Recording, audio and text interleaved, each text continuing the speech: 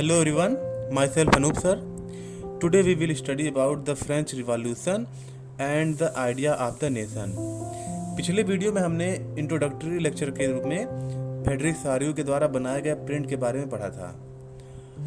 आज हम लोग फ्रेंच रिवॉल्यूशन, नेपोलियनिक कोड और फॉल ऑफ नेपोलियन के बारे में पढ़ेंगे। तो आइए शुरू करते हैं। सबसे पहले बात करते हैं फ्रेंच रिवॉल्यूशन की। फ्रेंच रिवॉल्यूशन क्या था? ये इसका हिंदी नाम है फ्रांसीसी क्रांति। ये क्या था? ये फ्रांस में की एक क्रांति थी जिसमें क्या किया गया कि जो वहाँ पे मोनार्ची थी, यानी जो राजा का जो शासन था, उसको हटा करके डेमोक्रेसी को स्टेबलाइज किया गया। तो ये फ्रांसीसी क्रांति कब हुई? 1789 में हुआ। और क्वेश्चन राज होता है कि लोगों के अंदर इतनी एकता कैसे आई, कैसे लोग यूनाइट हुए और मोनार्ची के अगेंस्ट में गए। तो इसके लिए दो वर्ड यूज किए गए और उनको कॉमन पीपल के अंदर स्प्रेड किया गया। क्या वर्ड यूज किए गए? ला पैट्री और ले सिटोयन। ला पैट्री में होता है द फादरलैंड। लोगों को बताया गया कि देखिए फ्रांस आपका फादरलैंड है, और लोगों को बताया गया कि आप यहाँ के सिटीजन हैं। पहले क्या हुआ करता था कि जब मोनार्ची जब थी तो लोग कोई नेशन वाली फीलिंग लोगों के अंदर नहीं हुआ करती थी, लेकिन अब क्या था कि लोगों के अंदर नेशन की फीलिंग ये स्टेबलाइज होने लगी थी। जैसे आप इंडिया में ही देख लीजिए, पहले जब छोटे छोटे राजा हुआ करते थे, मुगल साम्राज्य इधर, उधर राजपूतों का साम्राज्य, उधर मराठियों का साम्राज्य, इधर कोई और साम्राज्य, तो इतने एम्पायर हुआ करते थे और वे सब अपनी बाउंड्री को एक्सटेंड करते रहते थे। तो इसकी वजह से जो लोग, जो कॉमन पीपल थे, उनके अंदर कोई अपने जो एम्पायर के लिए, अपने गवर्नमेंट के लिए कोई बहुत ज़्यादा सिंपैथी नहीं हुआ करती थी। लेकिन नेशन जब एग्जिस्ट हुए, जब मॉडर्न स्टेट आए, उसमें क्या हुआ, लोगों के अंदर नेशन के लिए एक फीलिंग आना स्टार्ट हो गया। ठीक है, तो मोनार्ची में कोई नेशन वाली फीलिंग नहीं थी, लेकिन मोनार्ची को हटाया गया तो नेशन वाली फीलिंग यानी देशभक्ति की भावना लोगों के अंदर अब आने लगी। और इसके लिए कई सारे स्लोगन यूज किए गए, और जिसमें से 2 स्लोगन महत्वपूर्ण हैं फ्रांस में। कौन कौन से? ला पैट्री, और ला पैट्री में होता है फादरलैंड। जैसे हमारे यहाँ मातृभूमि बोलते हैं, वैसे फ्रांस लोग अपनी ज़मीन को क्या बोलते हैं? फादरलैंड बोलते हैं। और लोगों को बताया गया कि आप यहाँ के सिटीजन हैं, और किसी भी नेशन की बाउंड्री फिक्स होती है, जबकि जो एम्परर हुआ करते थे उनकी कोई बाउंड्री फिक्स नहीं रहती थी, हमेशा वो चेंज होती रहती थी। तो फ्रांसीसी क्रांति का जो रिजल्ट क्या आया? रिजल्ट ये आया कि transfer of power from the monarchy to a body of French citizen. तो फ्रेंच रिवॉल्यूशन में क्या हुआ कि जो मोनार्ची का जो पावर था वो किसको मिल गया? अब फ्रेंच सिटीजन को मिल गया। मीन्स अब सिटीजन जिसको चाहेगी उसको ही क्या बनाया जाएगा? हेड ऑफ स्टेट बनाया जाएगा, पूरे देश का हेड बनाया जाएगा। जबकि मोनार्ची में क्या है, उसमें हायरार्ची चलती है। राजा ही अपने उत्तराधिकारी को बना के जाता था। राजा जब तक उसका लाइफ रहता था तब तक रहता था, उसके बाद अपना नेक्स्ट कौन संभालेगा उसका फिक्स रहता था। मतलब हायरार्ची हुआ करती थी, जैसे राजा का बेटा ही राजा बनता था।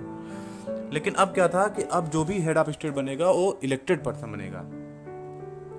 तो change after French revolution. French revolution के बाद क्या चेंजेज आए? तो सबसे पहले चेंज आया कि एक नया फ्लैग बना। पहले जो फ्लैग था वो मोनार्ची का फ्लैग हुआ करता था, अब एक नया फ्लैग बनाया गया जो नेशन के लिए फ्लैग था। जो भी आप फ्रांस का जो फ्लैग देखते हैं, ट्राई कलर वो भी है, जैसे हमारे यहाँ भी ट्राई कलर है, लेकिन हमारे यहाँ आपका सैफरान कलर है, ग्रीन कलर है। ठीक है, तो ये सब बीच में अशोक चक्र है, जबकि वहाँ का फ्लैग ब्लू और रेडिश कलर का है, रेड और वाइट 3 कलर का है, मतलब ट्राई कलर वो भी है। तो एक न्यू फ्रेंच फ्लैग बनाया गया ट्राई कलर के रूप में। और क्या चेंजेज आए फ्रांस के अंदर? The state general was elected by the body of active citizen. State general कौन हुआ करते थे? ये हेड ऑफ स्टेट हुआ करते थे, पूरे देश के एक हेड हुआ करते थे। जैसे हमारे यहाँ प्रधानमंत्री होते हैं या राष्ट्रपति होते हैं, वैसे ही फ्रांस के अंदर हेड ऑफ स्टेट बनाए गए, जिनका नाम क्या बुलाता था? State general. ये बनाए गए। और वे कैसे हुआ करते थे? ये इलेक्टेड हुआ करते थे, मतलब लोग इनको एक्टिव जो सिटीजन हुआ करते थे वो उनके द्वारा वोट दे करके वो बनाए गए होते थे। पहले वुमन को वोटिंग राइट नहीं था, तो केवल जो एक्टिव सिटीजन, मतलब जो एक्टिव लोग होते थे, जो मेन धारा में होते, जो पीजेंट नहीं वोट देते थे इसमें, जो एक्टिव लोग होते थे वोट देते थे, लेकिन तब भी वोट देना स्टार्ट हो गया था, इसलिए हम बोल सकते हैं कि अब सिटीजन के पास पावर आ गया था। पहले वोटिंग ऐसा कोई राइट नहीं था, मोनार्ची कौन राजा कौन कंट्रोल करेगा कोई कोई फिक्स नहीं था। अब क्या हो गया, फिक्स हो गया। A centralise administration system was put in place. अब एक सेंट्रलाइज एडमिनिस्ट्रेशन सिस्टम बनाया गया। पहले क्या था कि कई सारे एक राजा हुआ करता था, उसके नीचे फ्यूडल सिस्टम चलता था। अब क्या बनाया गया, एक सेंट्रलाइज सिस्टम बनाया गया और पूरे कंट्री को कैसे गवर्न करना है इसके लिए पूरी एक सिस्टम बनाया गया। कौन कौन आर्मी वाले कौन संभालेगा, कौन मंत्री, और ये सारे जो मंत्री हुआ करते थे, मिनिस्टर हुआ करते थे, मिनिस्टर बनाए गए। जो फॉरेन अफेयर संभालेगा, जो आर्मी को संभालेगा, इसके लिए अलग अलग मिनिस्टर बनाए गए। और ये सब मिनिस्टर भी क्या होते थे, वो इलेक्टेड हुआ करते थे। तो एक सेंट्रलाइज एडमिनिस्ट्रेशन बनाया गया। इसके अलावा क्या किया गया, uniform laws for all citizen formulated. पूरे जितने भी नागरिक हुआ करते थे फ्रांस के अंदर, सबके लिए बराबर नियम बनाया गया। पहले क्या हुआ करता था, राजा के लिए अलग नियम था और कॉमन पीपल के अलग नियम था, लेकिन अब क्या हो गया, यूनिफॉर्म लॉ बनाया गया, एक बराबर नियम बनाया गया। Internal custom duties and dues were abolished. जैसे देखिए अभी क्या होता है ना कि जब कोई गुड्स या कोई सामान जब कोई एक देश से दूसरे देश में जाता है तो बॉर्डर पर क्या लगता है, कस्टम ड्यूटी लगता है। उसके बाद बॉर्डर के अंदर कोई गुड्स को एंट्री मिलता है। तो फ्रांस के अंदर पहले, क्योंकि पहले बहुत छोटी छोटी बाउंड्री हुआ करती थी, तो हर फ्रांस के अंदर ही कई जगह पे कस्टम ड्यूटी लगता था। तो इसको क्या किया गया, कस्टम ड्यूटीज को जो टैक्स था उसको हटाया गया और जो ड्यूज थे, जो बकाया जो थे, उनको भी क्या किया गया, एबॉलिश किया गया। इंटरनल कस्टम ड्यूटी मतलब जो देश के अंदर जो सामान को इधर से उधर पहुंचाने में जो टैक्स लगता था उसको हटाया गया। और ड्यूज भी जो बकाया राशि थे सबके, उनको भी एबॉलिश किया गया। French became the common language. देखिए इससे पहले, फ्रेंच रिवॉल्यूशन से पहले बहुत सारे छोटे मोटे डायलेक्ट्स हुआ करते थे, यानी उपभाषाएं हुआ करती थी, मतलब छोटी मोटी बहुत भाषाएं थी, लेकिन उन सारे जो लैंग्वेज थे उनको डिमोरलाइज किया गया और फ्रेंच लैंग्वेज को कॉमन लैंग्वेज बनाया गया या वर्किंग लैंग्वेज बनाया गया। Uniform system of weight and measurement were adopted. अब पूरे कंट्री में एक ही यूनिफॉर्म सिस्टम ऑफ वेट बनाया गया। पहले क्या हुआ करते थे कि वेट करने के लिए अलग अलग तरीके यूज करते थे। जैसे हमारे यहाँ पहले से ही यूज करते थे वजन को नापने के लिए, कितना है कोई, लेकिन अब क्या है कि इसके लिए एक फिक्स यूनिफॉर्म सिस्टम यानी किलोग्राम यूज करते हैं। ऐसे वहाँ पर भी एक यूनिफॉर्म सिस्टम बनाया गया वेट को नापने के लिए और मेजरमेंट को नापने के लिए। तो the revolutionaries further declared that it was the mission and the destiny of the French nation to help other people of Europe to become nation. देखिए पहले यूरोप में पूरा मोनार्ची ही थी, तो जब फ्रेंच रिवॉल्यूशन जब सक्सेस हो गया, तो जब फ्रांस एक नेशन के तौर पे बाहर आया, तो जो रिवॉल्यूशनरीज थे इन्होंने डिक्लेयर किया कि हमारा एक मिशन है कि हम केवल फ्रांस के अंदर ही नेशन नहीं बनाना, जो फ्रांस के आसपास जो स्टेट हैं, जो मोनार्ची वाले स्टेट हैं, वहाँ पर भी क्या करना है, वहाँ पर भी नेशन उनको भी बनाना है। तो इस मिशन पे फ्रेंच आर्मी या जो रिवॉल्यूशनरीज थे, जो क्रांतिकारी थे, वो बाहर चले गए और फ्रांस के बाहर भी जो कंट्रीज थे उनको नेशन के तौर पे बाहर लाने के लिए प्रयास करने लगे। When the news of the event in France reached the different cities of Europe, जब फ्रांस की जो खबर थी, जब बाकी यूरोप के बाकी देशों में जब पहुंचाया गया, जो फ्रांस की खबर जब बाकी देशों में पहुंचा कि फ्रांस में ऐसा हो गया, वहाँ पे मोनार्ची को हटा दिया गया है और यूनिफॉर्म लॉ बन गया है, इंटरनल कस्टम ड्यूटी को हटा दिया गया है, तो जब ये सब न्यूज़ गया तो पूरे यूरोप के अंदर एक लोग के अंदर नेशन वाली फीलिंग आने लगी। मतलब यूरोप नेशनलिज्म की फीलिंग की स्टार्टिंग कहाँ से हुई, ये फ्रांस से हुई। लेकिन फ्रांस में जब एक नेशन के तौर पर बाहर आ गया, तो वही जब लोग आसपास यूरोप के जो आसपास के जो कंट्रीज या जो स्टेट हुआ करते थे, उनके अंदर भी नेशन बनने की इच्छा जाहिर हुई। इसके लिए उन्होंने क्या किया, इसके लिए जो सिटीज़ में जैकोबियन क्लब बनने लगे।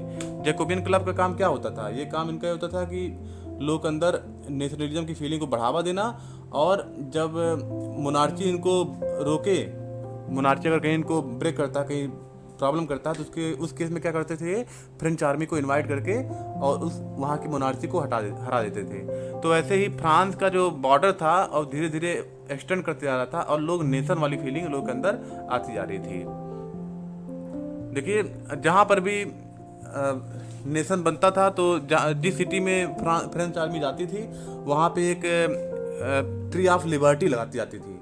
ट्री ऑफ लिबर्टी मतलब स्वतंत्रता की प्रतीक के लिए एक पेड़ लगा के जाते थे। जैसे आर्मी जहाँ पे पहुंची तो क्या करती थी, जिस सिटी में उनका कंट्रोल होता था वहाँ पे एक पेड़ लगाते थे, ट्री ऑफ लिबर्टी। ठीक है, ट्री ऑफ लिबर्टी के रूप में ये एक पेड़ हुआ करता था, एल्म ट्री। एल्म ट्री एक तरह का पेड़ है, वही लोग लगाते थे, जो एक पहचान होता था कि अब हमारे यहाँ मतलब जहाँ पे लग गया है पेड़, वहाँ पे अब क्या होगा, लोग स्वतंत्र रहेंगे। इसीलिए इसको ट्री ऑफ लिबर्टी भी बोलते थे, एल्म ट्री को। ठीक है, तो ये सब ट्रीज, ये सब मतलब एक सिंबल्स यूज किए गए मतलब नेशन के फीलिंग को बढ़ावा देने के लिए। देखिए, फ्रांस एक छोटा देश हुआ करता था और इसकी बाउंड्री इतनी केवल हुआ करती थी, लेकिन धीरे धीरे क्या होने लगा, फ्रांस की बाउंड्री एक्सटेंड होने लगी। अभी आप जो इटली देख रहे हैं और स्विट्जरलैंड जो अभी प्रेजेंट टाइम में है, बेल्जियम, ये सब पहले फ्रांस के कंट्रोल में आ गया था। ये सब कंट्रोल सबसे ज़्यादा नेपोलियन के कंट्रोल में, नेपोलियन के टाइम में सबसे ज़्यादा कंट्रोल में आया। नेपोलियन कौन था? नेपोलियन ये भी एक जैकोबियन क्लब का ही मेंबर था, जो बाद में 1799 में आर्मी का हेड बना। और उसने क्या किया कि फ्रांस के अंदर फिर से मोनार्ची को फिर से वापस लाया और 1804 में ये फ्रांस का हेड ऑफ स्टेट बना। और उसने क्या किया, सबसे पहला काम उसका एक उसने काम किया कि फिर से मोनार्ची को उसने फिर से स्टेबलाइज कर दिया। फिर से पुराना जो मोनार्ची था, मतलब मोनार्ची सिस्टम को स्टेबलाइज किया। पुराने किंगडम को नहीं लाया, वो नया एक राजा बनाकर बैठा दिया नेपोलियन ने। ये नेपोलियन का एक पिक्चर है। और उसने जो यूरोप के लोगों को कहा कि अगर आप अपने यहाँ नेशन वाली फीलिंग लाते हैं और अपने यहाँ मोनार्ची को हटाते हैं और फ्रांस की सीमा को आप एक्सेप्ट करते हैं, तो आपके यहाँ क्या क्या फ़ायदा मिलेगा। तो इसके लिए उसने एक सिविल कोड दिया कि जहाँ पर भी फ्रांस का शासन रहेगा वहाँ पे ये सब चीज़ें रहेंगी। तो क्या सिविल कोड में क्या क्या चीज़ें था? पहला चीज़ था कि removed all privilege based on birth. देखिए, इस सिविल कोड 1804 को नेपोलियनी कोड भी कहते हैं। ये नेपोलियन ने सबको प्रॉमिस किया कि अगर आपके यहाँ फ्रांस का शासन बन जाता है तो उस केस में आपको ये सारी सुविधाएं आपको मिलेंगी। क्या क्या सुविधाएं उसने दिया, क्या क्या प्रॉमिस उसने किया कि जब जिस भी स्टेट में हो जाएगा, जिस भी जगह पे हो जाएगा, removed all privilege based on birth. तो वहाँ पे जो भी जन्म के आधार पर जो भी विशेषाधिकार है, प्रिविलेज में होता है विशेषाधिकार, जो जन्म के आधार पर जो भी विशेषाधिकार है उसको रिमूव करेगा। मतलब राजा का जो पावर है, कोई मतलब ये नहीं रहेगा कि राजा का बेटा उसका अलग वैल्यू मिलेगा और एक कॉमन पीपल को अलग वैल्यू मिलेगा, ऐसा नहीं किया जाएगा। सब किसी को भी विशेषाधिकार नहीं दिया जाएगा। यानी हम इसको बोल सकते हैं stabilize equality before the law. और उसने प्रॉमिस किया कि जहाँ पर फ्रांस का रूल रहेगा वहाँ पे इक्वालिटी बिफोर द लॉ, मतलब सबके लिए नियम कानून बराबर रहेंगे। और उसने क्या प्रॉमिस किया? Secure the right to property. पहले क्या हुआ करते थे, लोग पीजेंट के पास ज़मीन नहीं हुआ करती थी, जो फार्मर्स थे उनके पास खुद की ज़मीन नहीं हुआ करती थी। लेकिन इसने कहा कि अब लोगों के पास खुद की ज़मीन हुआ करेगी, यानी राइट टू प्रॉपर्टी। पहले सारी ज़मीन किसकी हुआ करती थी? ये राजा के या उसके द्वारा जो पीपल जो लगाए जाते थे, जो किंग राजा के पास होती थी या राजा के द्वारा जो लगाए गए सामंत थे उनके पास हुआ करती थी। लेकिन अब उसने क्या किया, नेपोलियन ने कहा कि अगर जहाँ पे फ्रांस का शासन रहेगा वहाँ पे राइट टू प्रॉपर्टी रहेगा, मतलब लोगों के पास कोई संपत्ति रखने का अधिकार होगा। और उसने क्या किया, उसने और जो प्रॉमिस किया कि सिंप्लीफाइड एडमिनिस्ट्रेशन डिवीज़न। इसने एडमिनिस्ट्रेशन के लिए जो डिवीज़न था कि कौन आर्मी को संभालेगा, कौन फॉरेन अफेयर को संभालेगा और कौन फाइनेंस मैटर को संभालेगा, कौन जमीन वाले मैटर को संभालेगा, इसके लिए इसने क्या किया, एडमिनिस्ट्रेशन सिस्टम को यानी शासन व्यवस्था का सुधार किया। और क्या किया, एंड एबॉलिश फ्यूडल सिस्टम।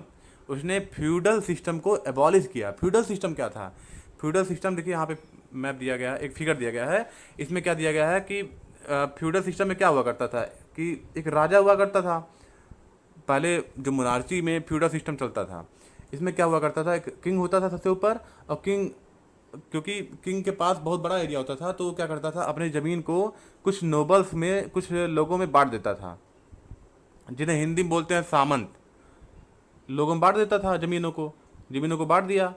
अब ये ज़मीनों को बांटने के बाद क्या करता था कि कहता था भाई आप कुछ मत करो, मुझे इस जो भी इससे टैक्स हो इस पे अपने यहाँ खेती कराओ इस ज़मीनों को, और जो टैक्स हो वो मुझे उस टैक्स को वापस लौटाओ। और साथ में ये भी कहता था कि जब युद्ध उद्ध हो तो आप लोग मेरे सपोर्ट में लोगों को खड़ा करो। तो ये यही सिस्टम क्या है, फ्यूडल सिस्टम है। तो लोग क्या करते थे, बीच में नोबल्स होते थे, और नोबल्स भी अपने अंडर में सैनिकों को रखते थे। ये सैनिक क्या करते थे, लोगों से खेतों में जो ज़मीन को मिला रहता था उसमें खेती करवाते थे। नोबल्स को जो ज़मीन मिला रहता था उनको क्या कराते थे, उस पर जो नोबल्स के कंट्रोल में कौन होते थे, सैनिक हुआ करते थे, आर्मी हुआ करती थी। ये आर्मी जो पीजेंट को पकड़ पकड़ के उनको खेतों में खेती कराती थी, और जब खेती हो जाने के बाद जितना जितना पैदावार होता था उसका कुछ थोड़ा सा हिस्सा किसानों को देती थी, बाकी हिस्सा किसके पास जाता था, नोबल्स के पास या किंग के पास जाता था। तो मीन्स इन पीजेंट के पास राइट टू प्रॉपर्टी नहीं हुआ करती थी, इनके पास कोई ज़मीन भी नहीं था, और इसके अलावा इनको जो भी उपज उगाते थे खेतों में इनका बहुत कम परसेंटेज को मिलता था। तो इससे पीजेंट बहुत प्रॉब्लम में थे। तो नेपोलियन ने क्या किया कि इस फ्यूडल सिस्टम को, जो फ्यूडल सिस्टम था यानी सामंतवाद था, इसको क्या किया, इसने एबॉलिश किया। इसने कहा कि अब ऐसा नहीं होगा, अब पीजेंट के पास खुद की ज़मीन होगी। पहले क्या था, सारी ज़मीन किंग की होती थी, और किंग अपने अंडर में नोबल्स को या सामंत को रखता था, और सामंत अपने अंदर क्या करता था, सेना को रखता था, और वो सेना क्या करती थी, लोगों को पकड़ के खेतों में काम करवाती थी, और वही सेना जब राजा को जरूरत पड़ता था उस सेना को सामंत क्या करते थे, राजा के पास भेज देते थे। तो इसमें पूरा जो सोर्स था उसका यूज कौन करता था, यही नोबल्स करते थे, और पीजेंट के पास कोई भी राइट नहीं हुआ करते थे। अगर पीजेंट ही चाहते थे कि इनका किसी का खेती नहीं करना चाह रहे हैं, वो खेती छोड़ना चाहते थे, तो उनको कड़ी सजा मिलती थी। तो बहुत प्रॉब्लम था पीजेंट के लिए इसमें, उनको ना तो उपज मिलती थी ना वो खेती करना छोड़ पा रहे थे। तो इसी सिस्टम को क्या बोलते हैं, फ्यूडल सिस्टम। तो इसी फ्यूडल सिस्टम को क्या किया गया, एबॉलिश किया गया। तो जहाँ जहाँ नेपोलियन का शासन हुआ करता था वहाँ पे ये सब चीज़ें, removed all privilege based on birth, और equality before the law, right to property, administration system को आसान करना, सरल करना, और फ्यूडल सिस्टम को एबॉलिश करना। इसके अलावा जो वेट का मेजर का सिस्टम जो था उसको यूनिफॉर्म करना, और फ्रेंच लैंग्वेज को क्या करना, उसको बढ़ावा देना। देखिए, initially French armies were welcomed as harbinger. शुरू में जब फ्रांस के बाहर जब सेनाएं फ्रेंच आर्मी जाती थी तो लोग स्वागत करते थे, लोग ये मानते थे कि अब हमें लिबर्टी मिलेगी, स्वतंत्रता मिलेगी। बट द इनिशियल इंथुसियाज्म, मतलब उत्साह, सून टर्न टू हॉस्टिलिटी। जो शुरू में जो उत्साह था, जो फ्रेंच आर्मी का लोग वेलकम करते थे, अब वो किस में बदल गया, विरोध में बदल गया। क्यों ऐसा हुआ, क्योंकि फ्रेंच आर्मी ने जहाँ जहाँ जाती थी, यानी जहाँ जहाँ नेपोलियन का शासन होता था वहाँ पे टैक्स बढ़ा दिया जाता था। जैसे अभी तक जो टैक्स लगता था, जो कस्टम ड्यूटीज को हटाया उसने, लेकिन जो ज़मीन तो दे दिया पीजेंट को, लेकिन उसने टैक्स को बढ़ा दिया। तो इंक्रीज टैक्सेशन हो गया। और सेंसरशिप, मतलब कोई भी अगर गवर्नमेंट के खिलाफ बोलना चाह रहा है तो बोल नहीं पा रहा था, तो सेंसरशिप हर जगह लग रहा था। मतलब कोई कुछ भी करना है तो आपको परमिशन लेके करना पड़ेगा, तो ये सब सेंसरशिप है। और इसके अलावा इसने और एक कमी क्या थी, इसमें कमी एक और थी कि फोर्स कंस्पिरेशन मतलब होता भर्ती, यानी फोर्स रिक्रूटमेंट कर रहा था वो। अपनी जो बाउंड्री थी बढ़ाने के लिए नेपोलियन क्या कर रहा था, ज़बरदस्ती लोगों को पकड़ के सेना में भर्ती कर रहा था, जिससे सेना बढ़े और वो जा करके क्या करे, बगल वाले जो स्टेट हैं उनको हरा करके फ्रांस की बाउंड्री को एक्सटेंड करे। तो आपने पीछे जो मैप देखा कि फ्रांस की बाउंड्री कहाँ तक बढ़ गई थी, बहुत आगे बढ़ गई थी। एक छोटा सा देश और इतना बाउंड्री बढ़ते जा रहा था। तो फ्रांस ने फिर रसिया के ऊपर भी अटैक कर दिया। रसिया के ऊपर जब अटैक किया तो रसिया के ऊपर अटैक किया, और पर्सिया, ब्रिटेन, इन सब के ऊपर भी अटैक करने लगा फ्रांस, नेपोलियन। तो उसका रिजल्ट क्या हुआ कि सारे कंट्री एकजुट हुए, एक साथ आए, और ब्रिटेन, रसिया, पर्सिया, ऑस्ट्रिया और स्वीडन, ये सारे जो मोनार्ची जो थे वो सब एक साथ आए, और उन्होंने मिल करके नेपोलियन को डिफीट किया। वाटरलू के मैदान में नेपोलियन को डिफीट किया, और उसके बाद ट्रीटी ऑफ वियना हुआ, जिसमें क्या किया गया कि फ्रांस का जो सीमा था, पुरानी सीमा को फिर से उसी सीमा पर लाया गया, उसी बाउंड्री को, जो पुरानी बाउंड्री थी उसी बाउंड्री को फिर से किया गया, क्योंकि नेपोलियन हार चुका था। तो ये ट्रीटी ऑफ वियना में क्या हुआ कि सारे जो ये ऑस्ट्रिया, ब्रिटेन, रसिया, प्रसिया, ये सब मिल करके इन्होंने मीटिंग किया कि अब क्या किया जाएगा कि फ्रांस के बाउंड्री के पास नए नए स्टेट बनाए जाएंगे, नए नए छोटे छोटे स्टेट बनाए जाएंगे, और उन स्टेट और फ्रांस की जो पुरानी जो मोनार्ची थी, बर्बन जो डायनेस्टी थी, बर्बन डायनेस्टी 1789 में बर्बन डायनेस्टी थी जिसको अबालिश किया गया था, उस बर्बन डायनेस्टी को फिर से वापस रिस्टोर किया जाएगा। और जो पुराने जो फ्रांस, जो नेपोलियन ने जो एरिया कब्जा किया था, उस एरिया को फिर से क्या करना है, फ्री कराना है। तो यही ट्रीटी ऑफ वियना का मेन पर्पस था। और अब जो देखिए कितने छोटे एरिया में, जो बहुत बड़ा एरिया हुआ करता था फ्रांस का, अब वो ट्रीटी ऑफ वियना के बाद कितना छोटा हो गया फिर से वापस, और कई सारे छोटे छोटे स्टेट बन गए जो आज एक देश हैं, जैसे स्विट्जरलैंड, और इधर इटली किंगडम, सार्डिनिया पेडमेंट, ठीक है, और नीदरलैंड, ये सब कई सारे स्टेट नए नेशन बनाए गए। बाद में कुछ फिर से क्रांति हुई और फिर से वहाँ मोनार्ची हटाई गई, लेकिन ट्रीटी ऑफ वियना के दौरान बर्बन डायनेस्टी को फिर से स्टेबलाइज कर दिया गया। तो आपने देखा, और यहाँ पे देखिए एक पिक्चर है जिसमें नेपोलियन एक पोस्टमैन के रूप में है, और पीछे उसका जो लेटर्स हैं, जो चार्टर्स हैं, जो उसने नए जो एरिया उसने कब्जा किया था, वो सब एरिया क्या होते जा रहे हैं, गिरते जा रहे हैं, बाहर निकलते जा रहे हैं। तो इस तरीके से ये आपका ये टॉपिक ख़त्म हुआ। नेक्स्ट टॉपिक में हम पढ़ेंगे कि नेशनलिज्म इन यूरोप, मतलब कैसे feeling, making of nationalism in Europe, मतलब यूरोप में नेशनलिज्म की फीलिंग कैसे स्टार्ट हुई लोगों के अंदर। जैसे अभी तक हमने क्या पढ़ा कि ये पढ़ा कि फ्रांस के अंदर क्या हुआ, अब हम पूरे यूरोप के अंदर कैसे नेशनलिज्म की फीलिंग लोगों के अंदर आई, इसके बारे में पढ़ेंगे। तो मिलते हैं नेक्स्ट वीडियो में। Thank you.